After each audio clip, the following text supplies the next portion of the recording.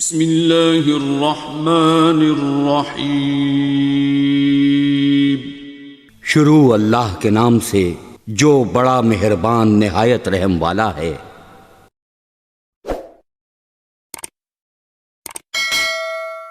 السلام علیکم ورحمۃ اللہ وبرکاتہ۔ سبحان اللہ وبحمدہ عدد خلقہ ورضا نفسہ وزنۃ عرشہ ومداد کلماتہ۔ یا ربی لک الحمد کما ینبغی لجلال وجہک وعظیم لسلطانک۔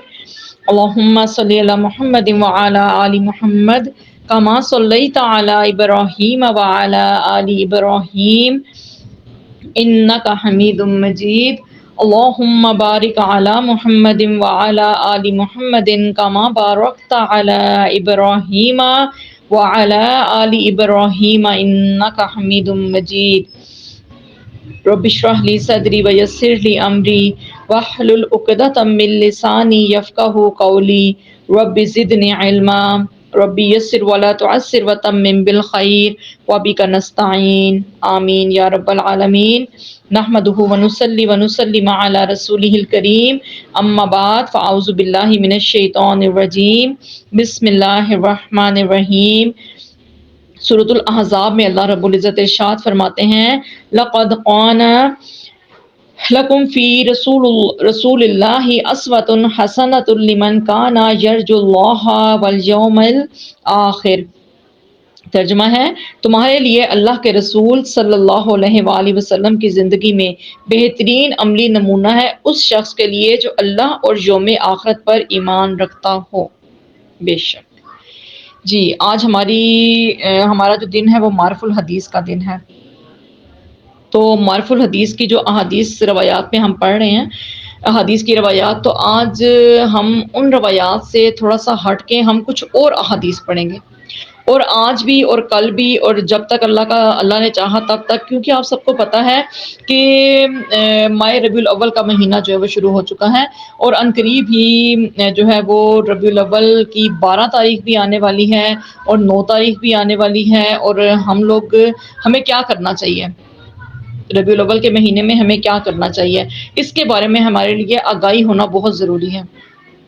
تو ہم یہی سب کچھ پڑھیں گے کہ 12 ربیع الاول جو ہے اس کو منانا کس طریقے سے منانا جائز ہے، 12 ربیع الاول کو کیا ہوا تھا، 9 ربیع الاول کو کیا ہوا تھا۔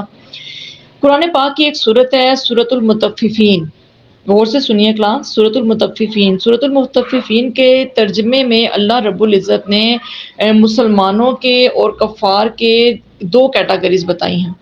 ان 2 کیٹیگریز میں اللہ رب العزت نے بتایا کہ جو اچھے کام کرے گا وہ کہاں جائے گا، اور جو غلط کام کرے گا وہ کہاں جائے گا۔ جو اللہ اور اللہ کے نبی کی مانے گا اس کا ٹھکانہ کیا ہے، جو اللہ اور اللہ کے نبی کی مان کے نہیں چلے گا، ان کے خلاف بات کرے گا، تو پھر اس کا ٹھکانہ کیا ہے۔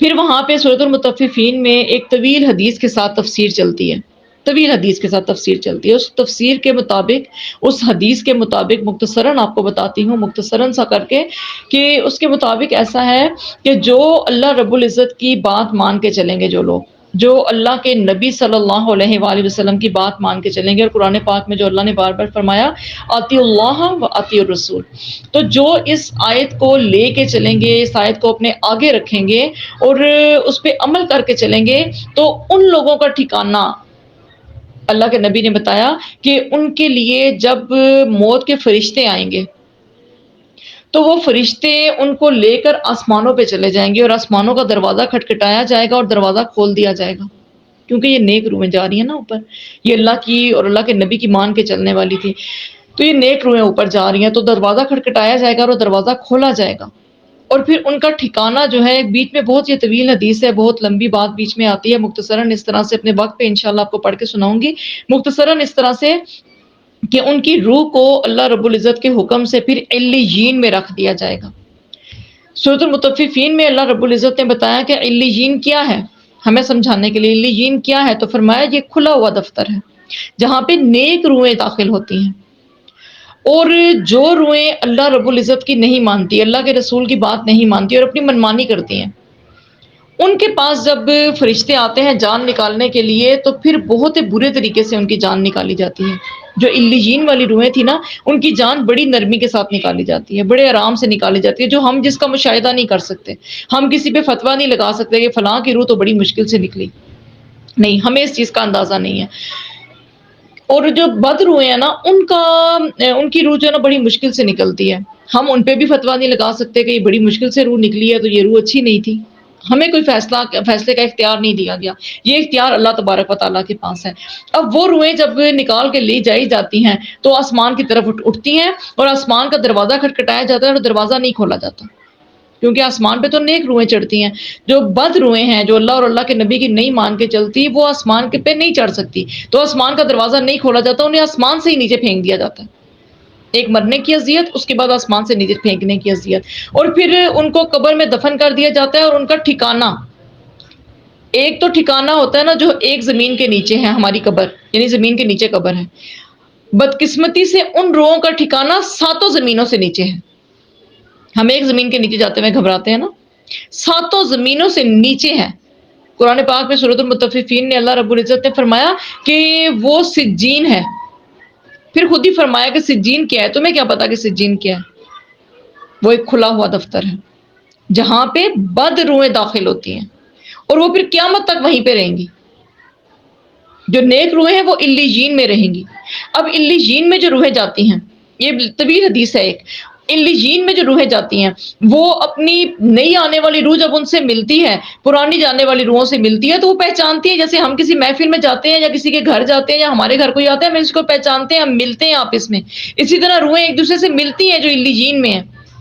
جو نیک روحیں آسمانوں میں داخل ہو چکی، وہ ملتی ہیں، ایک دوسرے کو پہچانتی ہیں جیسے دنیا میں پہچانتے تھے. پھر ایک دوسرے سے دوسروں کا پوچھتی ہیں. جیسے مثال کے طور پہ جو ہے نا، وہ کوئی پوچھے گا فلاں کا کیا حال ہے، فلاں کا کیا حال ہے، تو نئی جانے والی روح بتائے گی ہاں فلاں بھی ٹھیک ہے، فلاں بھی ٹھیک ہے. فلاں کا کیا حال ہے، وہ کہے گی وہ تو مجھ سے پہلے مر گیا، وہ تو مجھ سے پہلے اٹھا لیا گیا تھا دنیا میں، کیا یہاں پہ نہیں آیا؟ اب وہ جو پہلی روحیں وہاں پہ موجود ہیں، وہ جو ہے نا وہ ایک دم سے افسوس کریں گی. وہ کہیں گی نہیں، اگر تم سے پہلے وہ دنیا سے اٹھایا جا چکا تھا اور وہ یہاں پہ علیین میں نہیں آیا تو وہ پھر ہاویہ میں گر گیا. حدیث میں آتا ہے ہاویہ کیا ہے؟ تمہیں پتہ ہے کہ ہاویہ کیا ہے؟ بھڑکتی ہوئی آگ ہے، وہ بھڑکتی ہوئی آگ ہے. تو اللہ تبارک و تعالیٰ نے یہ 2 راستے قرآن پاک میں ہمارے سامنے رکھ دیے. یا تو نیک بن جاؤ اور علیین میں داخل ہو جاؤ، یا بد بن جاؤ اور سجین میں داخل ہو جاؤ اور ہاویہ میں چلے جاؤ. اب ہم میں سے الحمدللہ ہم مسلمان ہیں، الحمدللہ ثم الحمدللہ. اللہ تبارک و تعالیٰ کا ہم سب پہ یہ احسان ہے کہ ہم مسلمان ہیں. تو مسلمان تو کبھی جہنم میں نہیں جانا چاہتا، مسلمان تو جنت میں جانا چاہتا ہے. کوئی مسلمان ایسا نہیں ہے جو کہے کہ ہاں میں جہنم میں جانا چاہتا ہوں، کوئی ایسا نہیں ہوتا، سب جنت میں جانا چاہتے ہیں. لیکن ہمارے اعمال سے ہمیں یہ ثابت کرنا پڑے گا کہ ہم جنت میں جانا چاہتے ہیں. ہمیں اللہ کی مان کے چلنا ہوگا، ہمیں اللہ کے نبی کی مان کے چلنا ہوگا، تو ہمارے لیے علیین ہے اور جنت کا راستہ کھلا ہے. اگر ہم دنیا میں اپنی منمانیاں کرتے رہے، اپنی مرضی کا دین اختیار کرتے رہے، تو پھر علیین نہیں ہے، پھر سجین ہے یا پھر ہاویہ ہے. سجین ہے یا پھر ہاویہ ہے، بھڑکتی ہوئی آگ ہے. اب جب تک ہم اطیع اللہ و اطیع الرسول دونوں پہ عمل نہیں کریں گے، تب تک ہم مسلمان نہیں ہو سکتے. اور علیین میں جانے کے لیے مسلمان ہونا ضروری ہے. تو ہمیں اطیع اللہ کے ساتھ اطیع الرسول کرنا پڑے گا. اللہ کی بھی ماننی پڑے گی، اللہ کے نبی کی بھی ماننی پڑے گی. اب اللہ کے نبی کون ہے؟ ہم سب کو اس کا علم بچپن میں کرا دیا جاتا ہے، بچپن میں بتا دیا جاتا ہے ہمیں کہ اللہ کے نبی کون ہے. لیکن بدقسمتی کے ساتھ ہمیں اللہ کے نبی کی پہچان نہیں کروائی جاتی. ہمیں بتا تو دیا جاتا ہے کہ اللہ کے نبی کون ہے، ہمیں پڑھا بھی دیا جاتا ہے، ہمیں بتا بھی دیا جاتا ہے، ہمیں کہانیاں بھی سنا دی جاتی ہیں، ہمیں جو ہے نا وہ رٹا رٹایا دین بھی ہمارے جو ہے نا ذہنوں میں انڈیل دیا جاتا ہے. لیکن ہمیں اللہ کے نبی کی پہچان نہیں کروائی جاتی. ہمیں معرفت حاصل نہیں ہوتی اللہ کے نبی کی کہ ہمیں پتہ چلے کہ اللہ کے نبی نے ہمیں، نبی کیوں آئے تھے، ہمیں کیا تعلیم دی تھی انہوں نے، نبی کے آنے کا مقصد کیا تھا، ہمیں یہ نہیں بتایا جاتا. یہ بدقسمتی ہے ہماری. اور پھر اس سے بڑی بدقسمتی یہ کہ جب ہماری تعلیم پہ توجہ نہیں دی جاتی نا، ہماری دنیا کی تعلیم پہ تو بہت توجہ دی جاتی ہے، لیکن ہماری دین کی تعلیم پہ توجہ جب نہیں دی جاتی نا، تو پھر کیا ہوتا ہے، پھر ہم بے دین بن جاتے ہیں. پھر جب ہم بے دین بنتے ہیں تو پھر کیا ہوتا ہے، پھر ہم جو ہے وہ ٹوٹلی اپنے آپ کو جو ہے نا وہ جہنم کی طرف دھکیلنا شروع کر دیتے ہیں۔ منہ سے ہم کہتے ہیں کہ ہم مسلمان ہیں، ہم نیک کام کرنے والے ہیں، لیکن در حقیقت ہم مسلمانوں والے کام نہیں کرتے۔ ہمیں اب اپنے نبی صلی اللہ علیہ وآلہ وسلم کی پہچان کرنی ہے۔ ہمیں دیکھنا ہے کہ آپ کون تھے، آپ اللہ رب العزت کے حکم سے دنیا میں تشریف لائے، آپ نے کیا تعلیم دی، آپ کی تعلیمات ہمیں کیا سکھاتی ہیں، آپ نے ہمیں کیا درس دیا، آپ نے زندگی گزارنے کے کیا طریقے ہمیں بتائے اور خود ہمیں کیا کر کے دکھایا۔ پھر آپ کی تعلیمات پہ صحابہ کرام نے کیسے عمل کیا، ان کے بعد کے لوگوں نے کیسے عمل کیا۔ جب اتنے لوگ عمل کر سکتے تھے تو میں کیوں نہیں کر سکتی؟ وہ مسلمان تھے تو میں بھی مسلمان ہوں۔ ہم نے یہ سب کچھ دیکھنا ہے، لیکن پہلے ہمیں دیکھنا ہے کہ ربیع الاول میں آپ کی پیدائش ہوئی کب تھی۔ ہمارے یہی جھگڑے ختم نہیں ہوتے ابھی تک، کیونکہ ہم سمجھتے نہیں ہیں نا دین کو۔ جب ہم نے دین کو سمجھا ہی نہیں، ہم نے دین کو پڑھنے کی کوشش ہی نہیں کی، ہم نے بس سنا سنایا، جو جس نے کہہ دیا ہم نے وہی سن لیا، ہم نے اسی پہ یقین کر دیا۔ سنے سنائی والے ہم جو نا وہ مسلمان بن گئے اور سنی بن گئے، تو بس وہ کہتے ہیں نا سن سن کے ہم سنی ہو چکے ہیں۔ جو کسی نے کہا بس ٹھیک ہے، دین کے معاملے میں یہ ہے، دنیا کے معاملے میں ہمارے ساری عقل کام کرتی ہے ہماری، دین کے معاملے میں بس ہم جو نا وہ سن ہو چکے ہیں، اس لیے ہم کہتے ہیں ہم سنی ہیں۔ تو ہم نے سنت پر عمل کرنے والا سنی بننا ہے، ٹھیک ہے، سنی بننا ہے نا، سنت پہ عمل کرنے والے بننا ہے ہم نے۔ پہلے ہم یہ دیکھتے ہیں کلاس کہ نبی صلی اللہ علیہ وآلہ وسلم کی پیدائش کے لیے اللہ رب العزت نے ربیع الاول کا مہینہ کیوں چنا تھا؟ آپ کو پتا ہے کہ ربی کا مطلب کیا ہوتا ہے؟ آپ سب نے بچپن میں، اب بچپن کی آپ کو یاد آئے گی، کتابیں ہم نے جب پڑھی تھی، اسکول جاتے تھے تو ہم پڑھتے تھے کہ ربی کی فصل اگتی ہے۔ ربی کی فصل ہوتی ہے نا، ربی کا مطلب ہوتا ہے بہار۔ تو ربی میں جو ہے نا وہ بہار آ جاتی ہے، ربی کے مہینے میں ربی کی فصل اگتی تھی، بہار کی فصل اگتی تھی۔ تو ربیع الاول، ربی کہتے ہیں بہار کو، اول کہتے ہیں پہلی بہار، اول ہوتا ہے پہلا۔ تو ربیع الاول کے معنی کیا ہوئے؟ پہلا موسم بہار، اور ربیع الثانی کے معنی کیا ہوئے؟ دوسرا موسم بہار۔ یعنی کہ یہ ہوتا ہے نا سردی گرمی خزاں بہار۔ تو یہ ہر مہینے میں، ہر یہ جو 4 تقسیم کیے گئے نا، سال کو 4 جو موسموں میں تقسیم کیا گیا، تو ہر موسم میں 4 مہینے آتے ہیں۔ تو اسی طرح سے یہ پہلے 2 مہینے ربیع الاول کے، دوسرے 2 ربیع الثانی، پھر جمادی الاول، پھر جمادی الثانی، یعنی 2 مہینے ایسے ہو گئے، 4 مہینوں میں یہ پورا ہوتا ہے۔ تو بہار کا جو موسم تھا نا، جب نبی صلی اللہ علیہ وآلہ وسلم پیدا ہوئے تھے، تو وہ اس وقت وہ بہار کا موسم تھا۔ تاریخیں بدلتی ہیں نا، جیسے اب سردی کا موسم شروع ہو رہا ہے، تو ان تاریخیں بدلنے میں وہ بہار کا موسم تھا۔ تو ربیع الاول میں جو ہے نا نبی صلی اللہ علیہ وآلہ وسلم کی پیدائش ہوئی تھی، تو یہ پہلا موسم بہار تھا۔ تو موسم بہار کا ابتدائی زمانہ جس میں کلیاں اور پھول کھلتے ہیں، اس کو ربیع الاول کہا جاتا ہے، اور موسم بہار کا وہ زمانہ جس میں پھل پک جاتے ہیں، اسے ربیع الثانی کہا جاتا ہے۔ تو نبی صلی اللہ علیہ وآلہ وسلم پہلی موسم بہار میں پیدا ہوئے کہ جس میں کلیاں اور پھول کھلتے ہیں۔ اللہ رب العزت نے آپ کو پیدا کرنے کے لیے اس مہینے کا چناؤ کیا۔ ماہ ربیع الاول میں پیر کے دن نبی صلی اللہ علیہ وآلہ وسلم کی ولادت باسعادت ہوئی، اور اسی مہینے میں پیر ہی کے دن آپ کا وصال مبارک ہوا۔ اور ولادت اور وفات سے متعلق یہ دونوں باتیں یقینی طور پر طے ہیں، لیکن نبی صلی اللہ علیہ وآلہ وسلم کی تاریخ ولادت اور تاریخ وفات دونوں میں اختلاف پایا جاتا ہے۔ اب وہ کیسے؟ اس چیز کو ہم کیسے معاملہ حل کریں کہ آیا 12 ربیع الاول کو ہی پیدائش ہوئی ہے اور 12 ربیع الاول کو ہی وفات ہوئی ہے؟ یہ معاملہ کیسے حل کیا جائے؟ تو اس معاملے کو حل کرنے کے لیے ریاضی دانوں نے جو بات بتائی نا، یا ہم جو ہے نا اگر خود بھی حساب لگانا چاہیں تو ہم آرام سے لگا سکتے ہیں۔ 1400 سال پیچھے چلے جائیں، یعنی کہ اگر ہمیں بہت زیادہ شوق ہے کہ ہم خود دیکھنا چاہتے ہیں، اول تو ہمیں اگر علماء کرام کی بات پہ، علماء حق کی بات پہ یقین ہو تو ہم تو آرام سکون سے اس پہ یقین کر لیں گے نا۔ اگر خود بھی دیکھنا چاہتے ہیں تو پھر آہستہ آہستہ ایک مہینہ جو ہے نا وہ پیچھے جائیں، اور اسی طرح جو ہے نا وہ 100 سال پیچھے جائیں، پھر اسی طرح 1400 سال، تو آپ کو پتہ چلے گا کہ جو 1400 سال پہلے 12 ربیع الاول کو پیر کا دن تھا ہی نہیں۔ جب نبی پاک کی پیدائش ہوئی تھی تو پیر کا دن تھا ہی نہیں، کیونکہ 12 ربیع الاول کو پیدائش ہی نہیں ہوئی، 12 ربیع الاول کو تو وفات ہوئی تھی۔ آپ دیکھیے کلاس، جب نبی صلی اللہ علیہ وآلہ وسلم پیدا ہوئے تو اس چیز کا حساب رکھنا مشکل کام تھا، اس لیے کہ اس وقت آپ نبی نہیں تھے، نبی تو آپ بنے تھے، نبی جب آپ کو رسالت سے نوازا گیا تھا تو اس وقت آپ کی عمر مبارک جو وہ 40 سال تھی. جب پیدائش ہوئی تو پھر آپ اسی وقت تو نبی نہیں تھے آپ. تو جیسے جو نا وہ گھروں میں بچے پیدا ہوتے ہیں تو اسی طرح سے آپ بھی پیدا ہوئے. ہاں یہ الگ بات تھی کہ اعلیٰ خاندان اعلیٰ نسب میں اللہ تبارک و تعالیٰ نے آپ کو پیدا فرمایا تھا. اعلیٰ خاندان تھا، اعلیٰ نسب تھا، لیکن اس وقت پیدائش کا حساب نہیں رکھا جاتا تھا. بس ایسے بس کسی نے یاد کر لیا، رکھ لیا یاد، تو بس ٹھیک ہے، اس کے بعد بھول گئے تو بس بھول گئے. یہ حساب کتاب تھا. تو جب حساب یہ لگایا گیا تو پتا چلا کہ آپ کی پیدائش جس دن ہوئی تھی نا، اس دن 9 ربیع الاول تھی یا 7 ربیع الاول تھی، یا 9 یا 7. زیادہ تر علماء کرام متفق ہے کہ 9 ربیع الاول تھی. تو 9 ربیع الاول پیر کے دن بمطابق 20 اپریل 571 ہجری میں 4:20 پہ صبح کے ٹائم آپ کی پیدائش ہوئی.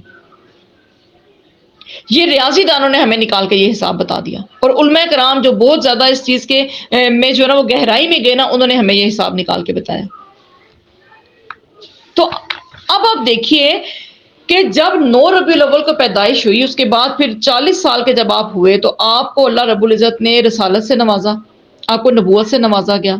اب جب نبوت سے نوازا تو لوگوں کی پہچان ہوگی کہ یہ محمد صلی اللہ علیہ وآلہ وسلم کون ہے. جانتے تو پہلے بھی بہت لوگ تھے کیونکہ اعلیٰ نسب تھا، اعلیٰ خاندان تھا. اور پھر آپ اپنی عادات کی وجہ سے اللہ تبارک و تعالیٰ نے خاص صفات آپ کو دی تھی، ان کی وجہ سے بھی بہت مشہور ہو گئے تھے. اس کے بعد جب آپ 40 سال کے ہوئے، نبوت آپ کو جب دی گئی تو نبوت کے بعد تو آپ بہت زیادہ جو ہے نا وہ فیمس ہو گئے تھے، بہت فیمس ہو گئے تھے آپ. اب جب آپ نے 13 سال مکہ میں رہے تو وہاں پہ تو لوگ جو ہے نا وہ بچہ آپ کو جاننا شروع کر دیا، بچے نے، اس لیے کہ پتا چل گیا کہ ایک نیا دین لے کے آئے ہیں، ایک نیا پیغام دے رہے ہیں لوگوں کو، سب کو پہچان ہوگی آپ کی. اس کے بعد آپ مدینہ چلے گئے ہجرت کر کے، وہاں پہ آپ نے 10 سال گزارے تو پھر آپ کی پہچان پوری دنیا میں ہوگی، اس لیے کہ آپ نے پوری دنیا کے لوگوں کو پھر دین کے پیغام بھیجے. کوئی کس ملک میں بھیجا رہا ہے، صحابہ کرام کو بھیجا کرتے تھے، کبھی کس ملک میں کس ملک کے بادشاہ کو خطوط لکھے جا رہے ہیں، کبھی کس ملک کے بادشاہ کو جو ہے نا وہ پیغام اسلام کا دیا جا رہا ہے. تو پوری دنیا میں پتہ چل گیا کہ اچھا یہ ایک جو ہے نا وہ نئے نبی آئے ہیں، نیا پیغام دے رہے ہیں. اب آپ کی جب وفات ہوئی تو وہ 12 ربیع الاول کا دن تھا. سب اس پہ متفق ہیں، سب علماء کرام اس پہ متفق ہیں، چاہے وہ کسی بھی فرقے سے تعلق رکھتے ہیں، کیونکہ آپ کی پہچان اتنے لوگوں کو ہو چکی تھی پوری دنیا میں کہ سب کو پتا تھا کہ 12 ربیع الاول کو وفات ہوئی ہے. پیدائش کا سب کو نہیں پتا تھا. آپ اتفاق کرتے ہیں اس چیز سے؟ اس لیے ہم اتفاق کرتے ہیں کہ پیدائش کے وقت آپ مشہور نہیں تھے، فیمس نہیں تھے آپ، لیکن وفات کے وقت آپ بہت فیمس تھے.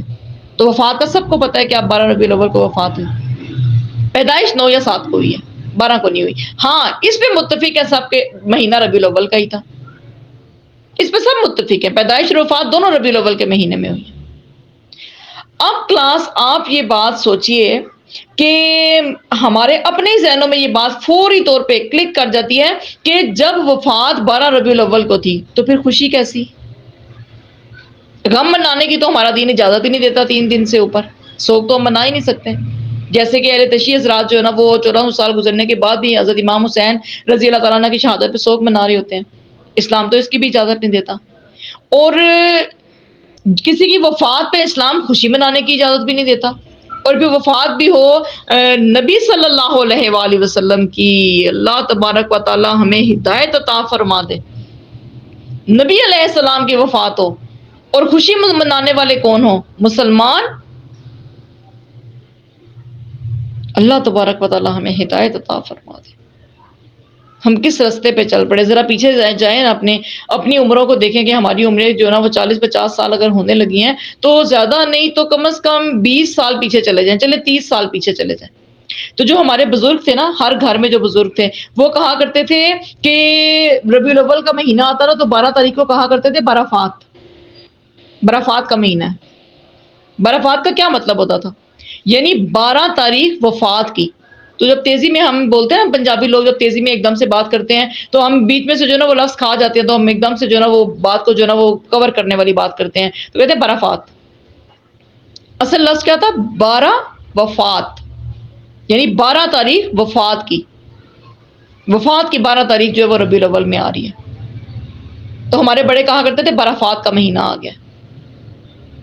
لیکن پھر آہستہ آہستہ آہستہ جو ہے نا وہ ہم ماڈرن ہوتے چلے گئے.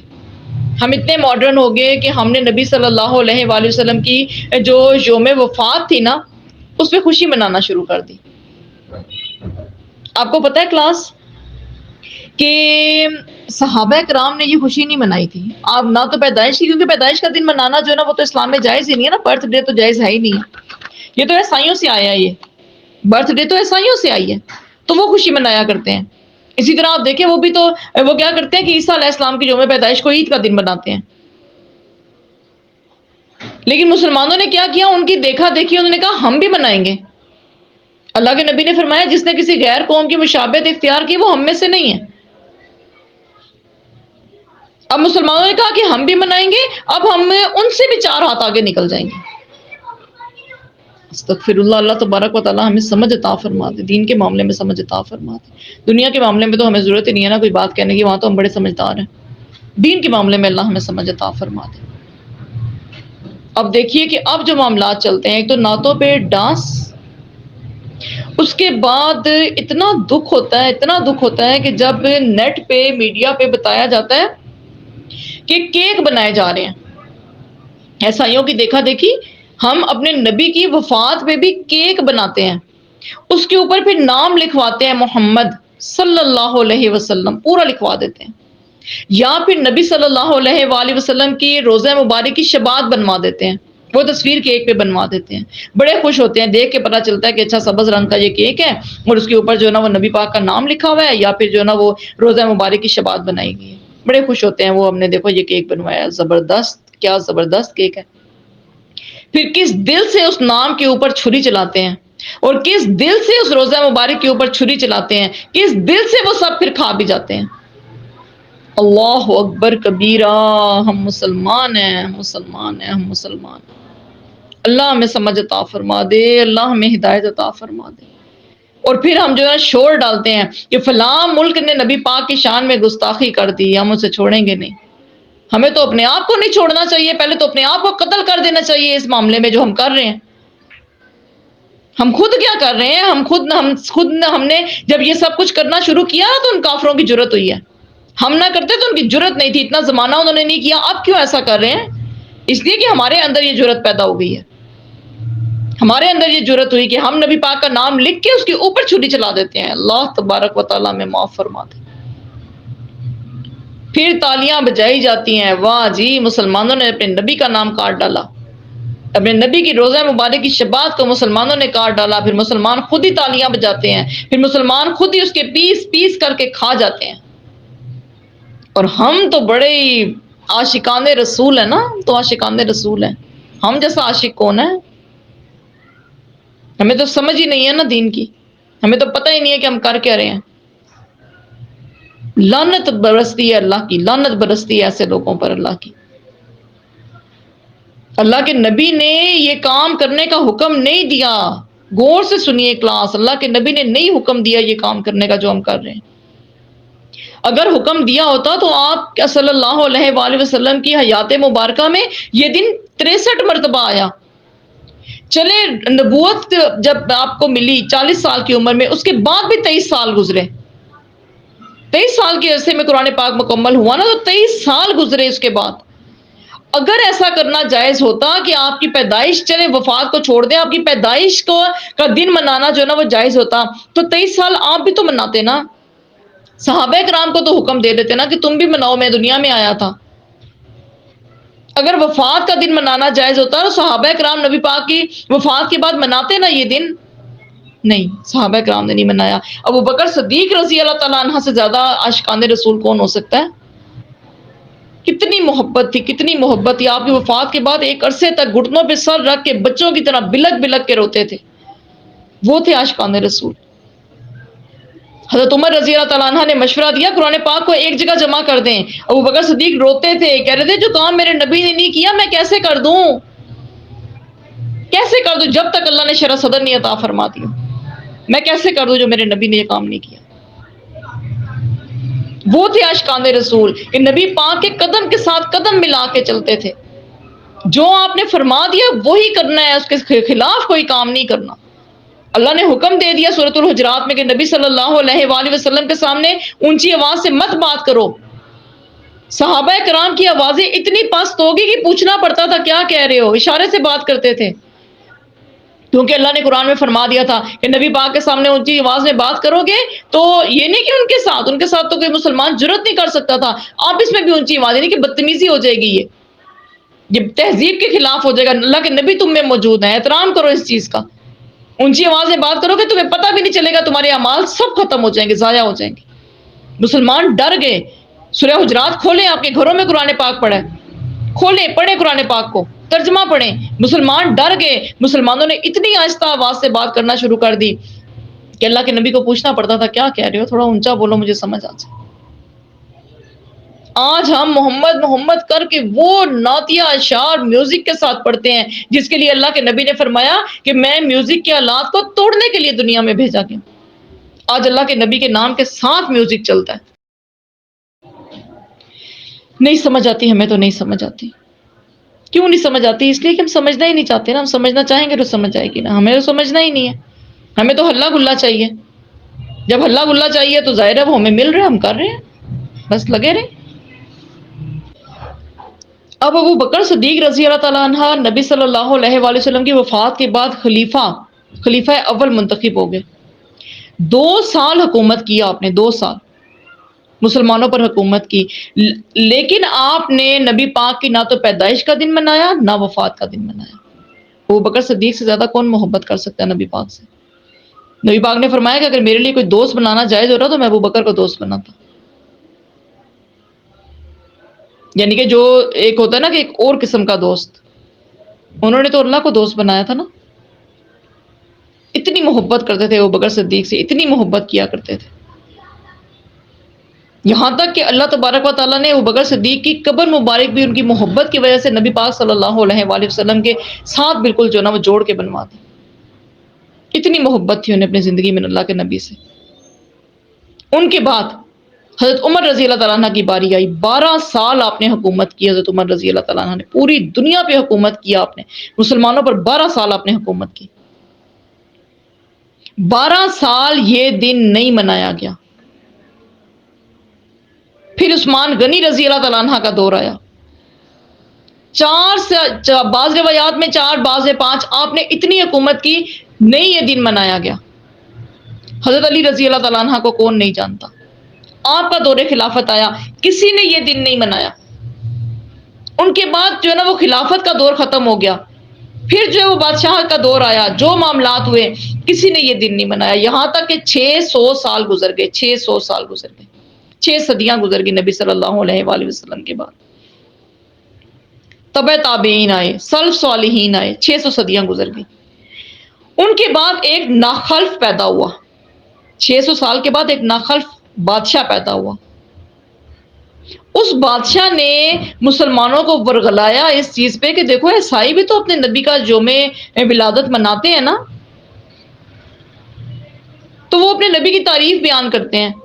ہمیں بھی اپنے نبی سے بڑی محبت ہے، ہم بھی اپنے نبی کا دن منا دیتے ہیں. کیا فرق پڑتا ہے؟ نعتیں ہی پڑھنی ہے نا ہم نے. نبی پاک کی شان میں جو ہے نا وہ نعتیہ اشعار پڑھیں گے، مسلمانوں کے دلوں میں آپ کی اور محبت پیدا ہوگی.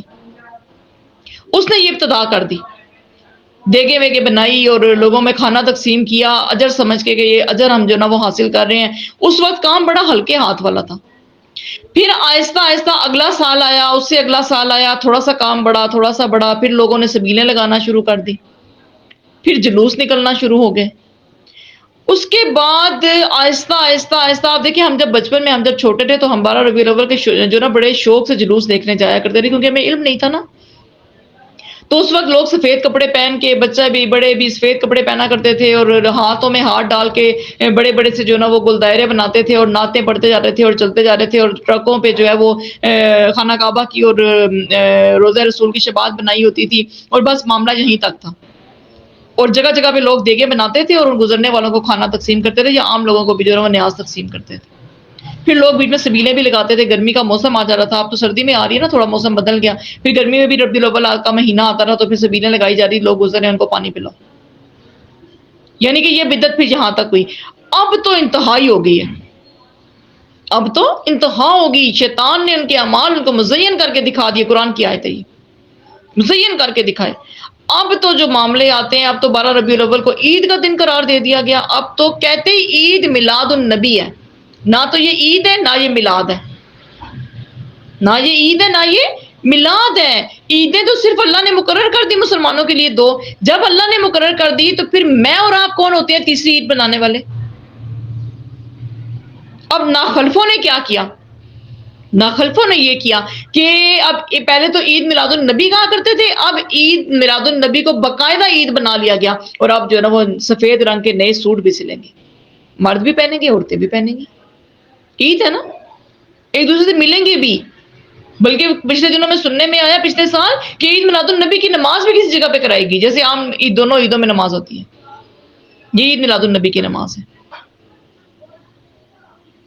اتنے دکھ سے کہا جاتا ہے کہ دونوں عیدیں جو گزرتی ہیں نا، عید الفطر اور عید الاضحیٰ، مسلمانوں کے منہ سے یہ بات سن کے اتنا عجیب لگتا ہے کہ عید تو بور ہوتی ہے، عید تو بچوں کی ہوتی ہے، ہمارے لیے کیا ہے؟ جو اصل عیدیں ہیں وہ ہمارے لیے بور ہیں، اور جو ہم نے من گھڑت عید بنا لی اس میں ہم خوب جوش و جذبے کے ساتھ اس کو مناتے ہیں. شیطان کا جھانسا نہیں ہے تو اور کیا ہے؟ یہ کیسے دین سے اتارا نا اس نے ہمیں، اور اس کی جرت ہی اتارنے کی. ہم تو خود ہی اترنے کو تیار بیٹھے ہوئے ہیں، ہم تو خود ہی تیار بیٹھے ہیں اترنے کو. اور اب ڈھول کی تھاپ پہ اللہ تبارک و تعالیٰ معاف فرما دے، ڈھولکی کی تھاپ پہ اب جو ہے نا وہ نعتیں پڑھی جاتی ہیں اور پھر نعتوں پہ ڈانس بھی کیے جاتے ہیں. یہ کیا ہو رہا ہے؟ یہ دین ہے، یہ دین ہمیں سکھاتا ہے، یہ اسلام ہے ہمارا. یہ تصویر تو اللہ کے نبی نے اسلام کی ہمیں نہیں دکھائی تھی، وہ تو کچھ اور اسلام تھا. ہم نے تو ماڈرن اسلام بناتے بناتے بناتے پتہ نہیں کیا بگاڑ کے رکھ دیا اسلام کے نام کو. ہم سے پوچھنی ہوگی اس چیز کی، ہوگی ضرور ہوگی. اپنے اوپر نظر رکھیں، اپنے گھر والوں پر نظر رکھیں، انہیں سمجھائیں، اپنی اولادوں کو سمجھائیں کہ نہ کپ کے پیچھے جو ہے نا وہ ایک کپ لینا ہے جی، ہم نے جیت کے آنا ہے مقابلہ. ایک کپ لینے کی خاطر جو ہے نا نہ جا کے نعتیں پڑھ کے آئیں وہاں پہ. روکیں اپنی اولادوں کو، خود انہیں کپ گھر میں لے دیں. کپ ہی چاہیے نا یہاں پہ لے لو، لیکن خدا رہا وہاں پہ ایسے جا کے یہ کام نہ کرو. جس طریقے سے روک سکتے ہیں اس بدعت کو روکیں. باہر ہم نہیں روک سکتے، اپنے گھروں میں تو ہمارا کنٹرول ہے نا. آج یہیں تک رکھتے ہیں، انشاءاللہ 1-2 دن ہمارا یہ لیکچر چلے گا. آپ سب سے التماس ہے کہ غور سے سنیں، روز کلاس میں ٹائم دیں. سوال بھی میں آپ سے پوچھوں گی، کوشش کریں کہ روزانہ کے روزانہ جواب دیں. جو آپ کے پچھلے کے لیکچر رہتے ہیں وہ ساتھ ساتھ سن کے جواب دیں، لیکن 12 ربیع الاول کے درس کا جواب اسپیشل سب جو ہے نا وہ 12 ربیع الاول سے پہلے دے دیں، تاکہ پتہ چل جائے کہ ہاں ہمیں سمجھ میں آ چکی ہے یہ بات، ہم نہیں شامل ہوں گے ان لوگوں کے ساتھ. یہی تک رکھتے ہیں. جو کچھ بھی پڑھا اللہ تبارک و تعالیٰ ہم سب کو اس پہ عمل کرنے کی توفیق عطا فرمائے، جو غلطی ہوگی اس پہ مواخذہ نہ فرمائے، ہم سب کی اصلاح فرما دیں. وآخر دعوانا ان الحمدللہ رب العالمین. صدق اللہ العظیم.